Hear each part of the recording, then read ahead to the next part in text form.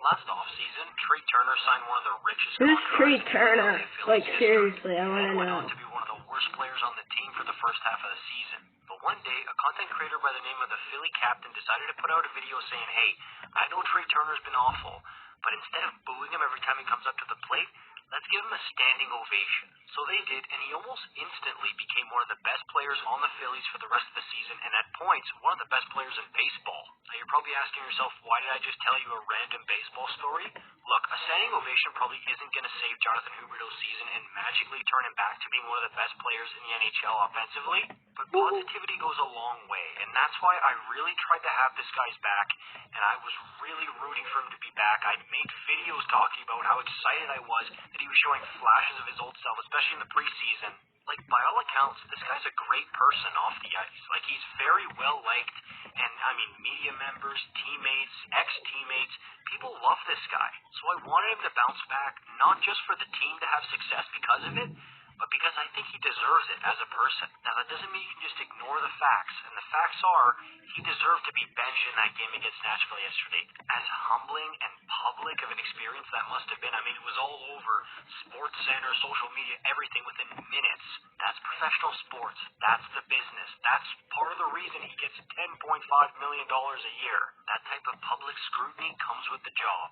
But I gotta say, I was really proud of the entire hockey community, how much compassion, not just Flames fans, but hockey fans in general showed towards the situation. Like, look, nobody's debating that the way he played merited a benching. It absolutely did. But it doesn't mean that that wasn't hard to watch, because it really was. And maybe the most painful part is, as soon as he started riding the pine, that's when the Flames mounted their big comeback.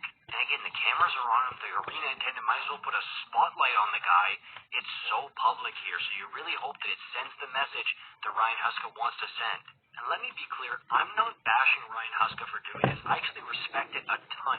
You know how much stones it takes to go and bench a guy who's making $10.5 million, not even let him see the ice for the entire third period? That's the richest contract in the Flames history. The Calgary coach, obviously. NHL head coach.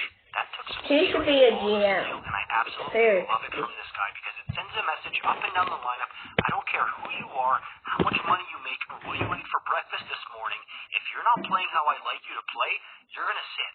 I'm so interested to see what happens Wait, here. you guys don't care what I ate for breakfast? Right, of course it's the Leafs. That's going to be Okay. grab your popcorn moment.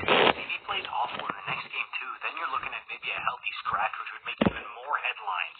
You guys love dunking on me for this, and honestly, I love it. I don't mind it. I actually deserve it for thinking Huberdeau was so back coming into this season, because he clearly...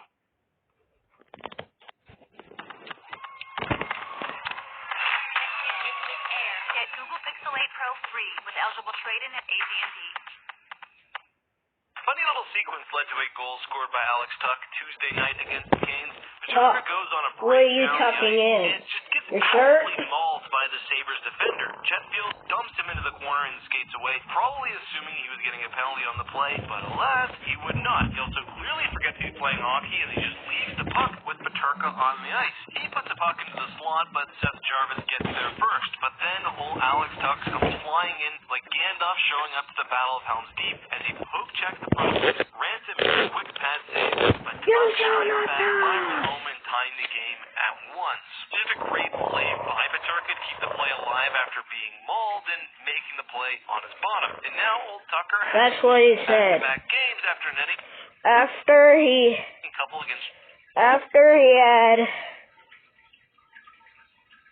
After he saw that, he was like, you shall not pass. Toronto last time. His season starting to come alive as the all-season rust is beginning to shake off. The rest of the way was just the Andy Ranta show. He kept making save after save where it felt like Buffalo was sure to go ahead. He also had a massive save in the first against Krebs where he just makes the sweet, sweet glove to the man. and he had some wild moments flying out, challenging one play that would have Steve Dangle saying, well, you know the Steve Dangle line. He stole the show, and it wasn't until 8 minutes into the third where Brady Shea would score a beauty team goal to break the deadlock 2-1 Canes. But then just a minute and a half later, one of the hottest defensemen in the NHL, Rasmus Dahlin, says, screw your nice team goal, look what I can do, as he passes it to himself and just rips it, tying the game 2-2. We would go to overtime, where you can't spell Canes without Natchez, as he receives a nice little crispy pass from Aho as he tips it in to make it 3-2. Beauty pass from Aho, but also some really bad D by Owen Power, as he just lets Natchez walk past him and into the danger zone. Natchez and Aho seem to basically be a cheat code in overtime together, as they've been a part of and scored all three of Carolina's OT winners so far. But do you think the Canes are a top contender in the East, like everyone expected them to be, or do you think you can name 5 better Eastern Conference teams? Let us know all of that and more down below.